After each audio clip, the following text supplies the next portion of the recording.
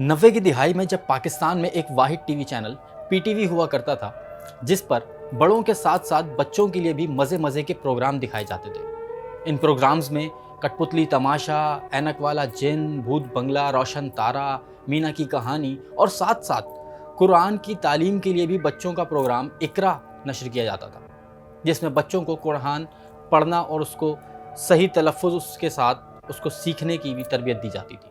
फिर वक्त आया सन 2000 का, जिसके बाद कई निजी चैनल्स ने अपनी नशरियात का आगाज़ किया। लेकिन अगर देखा जाए तो किसी भी चैनल ने खातिर ख़्वाह बच्चों के प्रोग्राम पर कोई ख़ास तवज्जो नहीं दी। प्राइवेट चैनल्स में सिर्फ जियो टीवी पर एक बच्चों के हवाले से एक प्रोग्राम बड़ा मकबूल हुआ, जिसका नाम था बच्चे मन के सच्चे। आज हम मौजूद हैं उसी प्रोग्राम के होस्ट नदीम जाफरी साहब के साथ। नदीम भाई ना सिर्फ होस्ट हैं बल्कि एक्टर, कंपोज़र और सिंगर भी हैं। आज हम इनसे पूछते हैं कि आखिर क्या वजह है कि बच्चों के प्रोग्राम दीगर चैनल्स पे इतने कम नश्र किए जाते हैं। अस्सलाम वालेकुम नदीम। वालेकुम सलाम जनाब, कैसे मिजाज हैं? नदीम भाई, आपने एक अरसे बच्चों के प्रोग्राम किए। एक ज़माना तो सिर्फ पीटीवी होता था तो बच्चों के बहुत सारे प्रोग्राम होते थे। क्या वजह है कि इतने चैनल्स होने के बावजूद बच्चों के प्रोग्राम बहुत कम देखने में आते हैं? जहाँ तक मैंने सुना है कि पैमरा की तरफ से ये बात लागू है कि हर चैनल एक प्रोग्राम बच्चों का करेगा और हर उस प्रोग्राम में बच्चों का कंटेंट उसके अलावा भी दीगर होना ज़रूरी है, यानी कि एक नशरियात का हिस्सा बच्चों के लिए डेडिकेटेड है। और जो प्रोग्राम बच्चों के लिए डायरेक्टली नहीं है, जैसे कार्टून्स वगैरह हैं, उनमें तो आप ज़ाहिर है आपकी कोशिश जो है वो सिर्फ यही है कि आप डब्ड कार्टून्स चलाते हैं या खुद अपने बना के चलाते हैं। बच्चों का हवाला होना ज़रूरी है। जैसे अक्सर ऐसे प्रोग्राम्स हैं जिनमें टॉपिक जो है वो सुपर हीरोज़ का है या पुरानी पोइम्स के हैं। ऐसे प्रोग्राम जब नशर किए जाते हैं तो वो भी बच्चों के हवाले से होते हैं। बच्चे मन के सच्चे भी एक ऐसा प्रोग्राम था जो कि एग्जैक्टली बच्चों का था। बेहतर शक्ल देने के लिए उस प्रोग्राम की हमने उसको कोशिश किया कि जो पॉलिटिकल लोग हैं जो अच्छा काम कर रहे हैं उनके पास भी हम लेके जाएं, उनको बतौर मेहमान खुसूसी हम शामिल करें और इसके साथ साथ स्पोर्ट्समैन भी ऐड किए और वो हीरोज़ जिन्होंने कुछ किया है। जैसे अभी कुछ हीरोज़ का जब हम हमारे दरमियान नहीं है, जैसे ईदी साहब या कदीर साहब या और भी दीगर लोग जो कौम के लिए, मुल्क के लिए और मज़हब के लिए अच्छे काम करते रहे। इंटरनेट और स्मार्टफोन्स का आजकल के बच्चों पर कितना इफेक्ट पड़ा है? बहुत से वालिदैन हैं जो इस्तेमाल करने से बच्चों को मना करते हैं। आप समझते हैं कि इंटरनेट और स्मार्टफोन्स जो उनकी तरबियत सही नहीं कर रहे या गेम्स, ऑनलाइन गेमिंग में रह रहे हैं और मतलब उनका रुझान पढ़ाई से हट गया है? मेरे हिसाब से किसी भी चीज़ का जहाँ फ़ायदा होता है वहाँ नुकसान भी होता है।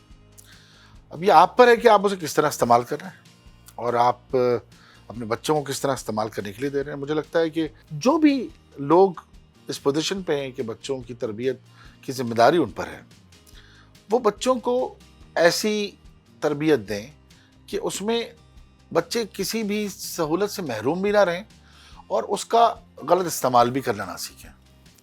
और थोड़ा बहुत गलत इस्तेमाल जो है वो तो होगा ही, मगर वो नुकसान नहीं पहुँचाता। किसी चीज़ का मुसलसल गलत इस्तेमाल नुकसान पहुँचाता है। आपने एक्टिंग करी, आपने म्यूज़िक में काम किया।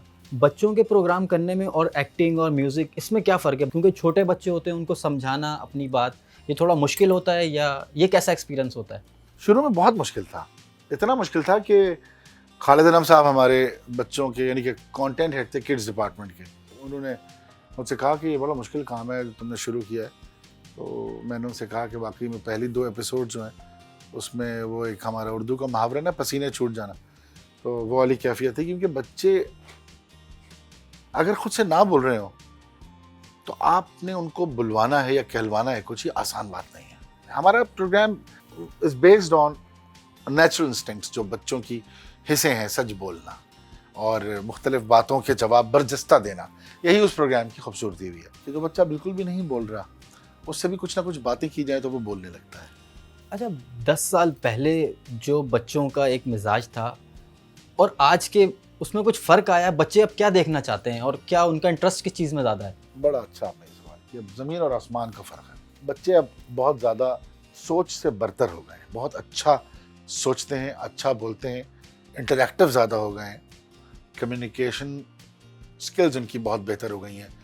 अगर एक बच्चा नहीं बोलना चाह रहा तो वो ये कह देता है। पहले बच्चे ऐसा नहीं होते थे कि मैं ये बात नहीं करूँगा। ये बच्चे से सुन के हमारा काम आसान हो जाता है कि भाई ये बच्चा ये टॉपिक नहीं बोलना चाह रहा। तो बच्चे ऑलरेडी बहुत ज़्यादा अच्छा सोचते हैं और अच्छा बोलते हैं अब, ना सिर्फ ये बल्कि उनकी जो सलाहियतें हैं, यानी कि एक्टिविटीज़, जैसे उनकी परफॉर्मेंसेज हैं, वो एक्टिंग करना चाहते हैं या वो पोइट्री करना चाहते हैं या वो ड्राइंग करना चाहते हैं या वो गाते हैं, वो सब भी बहुत जल्दी पॉलिश हो जाती हैं। जिसमें जो टैलेंट है वो उसको लाउडली एंड बड़ा खुल के उस पर बात करता है बच्चा, पहले ऐसा नहीं था। और मैं ये बात और भी कहूँगा कि बच्चों के माँ बाप भी तरबियत याफ्ता होते जा रहे हैं।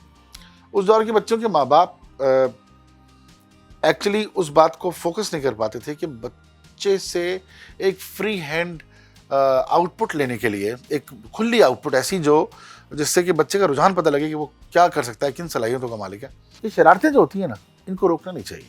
ये जो 4 से लेकर 9 साल, 10 साल, 12 साल की उम्र का जो सिन है, ये बच्चे की ज़िंदगी में दौर ऐसा होता है कि अगर वो ज़हनी तौर पर खुलकर जो चाह रहा है वो कर पा रहा है, तो उसकी बहुत सारी सलाहियतें बड़ी उमंड के सामने आएंगी जब वो 15, 16, 18 साल का होगा। एक ऑब्जर्वेशन है, बच्चों के साथ ऐसा सलूक होना चाहिए कि उनका कॉन्फिडेंस लेवल और उनकी चाह जो है उसका पैमाना सबसे ऊपर हो। पता ज़रूर होना चाहिए कि इसकी क्या चाह है और ये पूरी करने से इसको क्या फ़ायदा होगा। मुझे याद है कि जब मैं म्यूज़िक करने जा रहा था तो मेरे वाले साहब ने मुझसे पूछा था कि भाई इससे तुम अपनी लाइफ बना सकोगे वो, तो मैंने वाले साहब को जवाब दिया था कि मैं कोशिश कर रहा हूँ, मुझे ट्राई करने दें। तो वो उन्होंने मुझे पूरी सपोर्ट की और उसी की वजह से शायद मैंने बहुत कुछ किया ज़िंदगी में।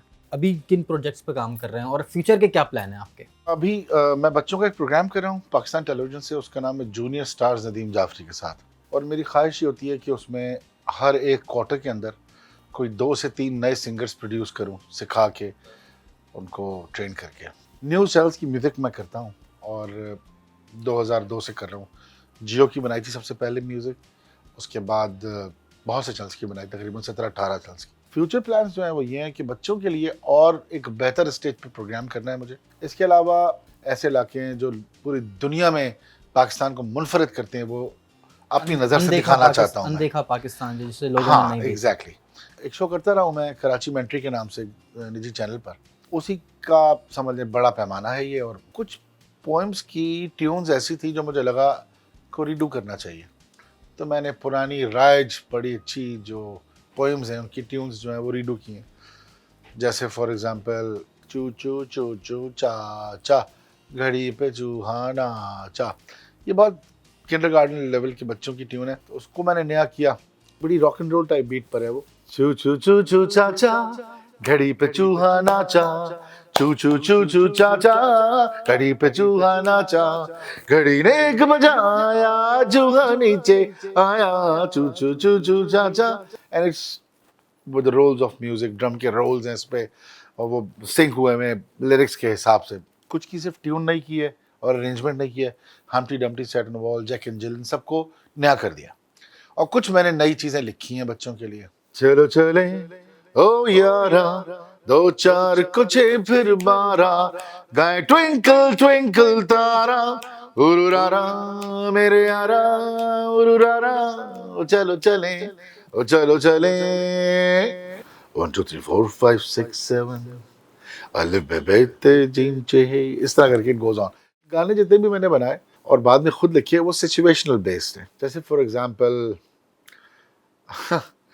मौका मौसम आया एक गाना है, खरबूजा तरबूज अनार गर्मा सरदा एक तरफ, खरबूजा तरबूज अनार गर्मा सरदा एक तरफ आया, आमों का मौसम आया, आमों का मौसम आया, आमों का मौसम आया।